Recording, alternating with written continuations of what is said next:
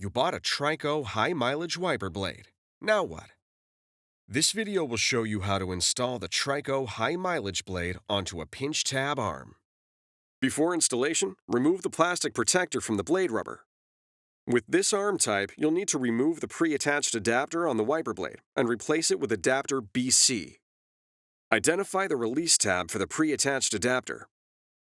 Press the tab down with your thumb while pushing the pre-attached adapter back toward the release tab.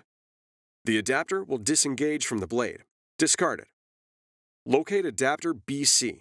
Lower adapter BC into the cavity in the top of the blade. Slide adapter BC in the opposite direction of the release tab until it clicks in place.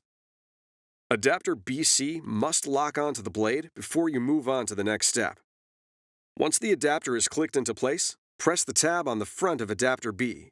Lift shim C off of adapter B and discard it.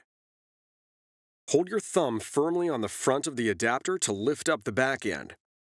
Align the sidearm tabs with the side tabs on the back end of the adapter and move the blade underneath the arm. Rotate the blade up until the tip of the arm locks underneath the adapter tab. The adapter must lock into the wiper arm where indicated.